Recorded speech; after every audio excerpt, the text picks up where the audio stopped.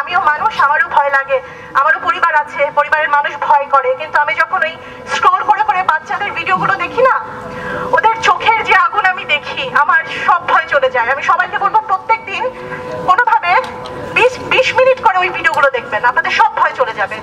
ওরা আমাদেরকে সাহস শিখিয়ে দিয়ে গেছে, এটা যদি আমরা ধরে না রাখতে পারি আমাদের ভীষণ বড় অন্যায় হবে। মানুষ যখন যুক্তি দিয়ে কথা বলে, মানুষ যখন বুদ্ধি দিয়ে কথা বলে, এই সময়ের মানুষ যখন সময়ের কথা বলে, সেটা হচ্ছে আসল স্মার্টনেস। তো আপনি স্মার্ট, সরকারকে বলছি স্মার্ট বাংলাদেশ করতে চাইলেন, কিন্তু যৌক্তিক কথা শুনতে পারবেন না, এই জেনারেশনের যৌক্তিক দাবি মানতে পারবেন না, অদ্ভুত অদ্ভুত কথা বলবেন। আমরা এই দুঃখের মধ্যেও হেসে ফেলি।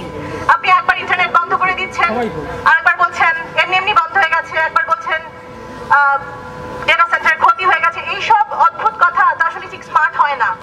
তো স্মার্ট জেনারেশনের সাথে ডিল করতে হলে নিজেদেরকে স্মার্ট হতে হবে। লিডাররা যদি এত বোকা বোকা কথা বলে এবং বোকা যদি ভয়ঙ্কর হয়, এই দুটার কম্বিনেশন মারাত্মক।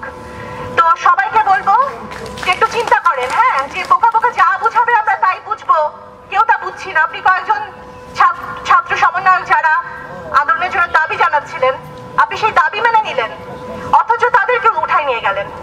আপনি বাইরে বোঝাতে চাচ্ছেন যে সবকিছু একে ঠিক হয়ে যাচ্ছে, কিন্তু রাতের অন্ধকারে আমরা দেখতে পাচ্ছি কি হচ্ছে, কি প্রচন্ড আতঙ্ক।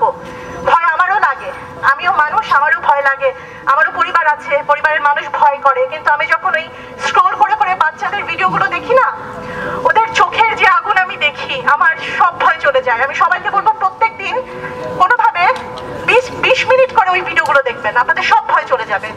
ওরা আমাদেরকে সাহস শিখিয়ে দিয়ে গেছে, এটা যদি আমরা ধরে না রাখতে পারি আমাদের ভীষণ বড় অন্যায় হবে।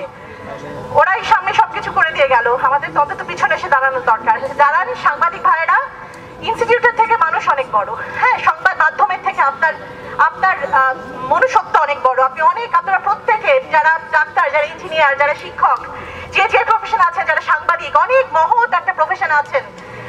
কারোর লেজুর বৃত্তি গোলামি করেন না, নিজের কাছে পরে খারাপ লাগবে। ধন্যবাদ।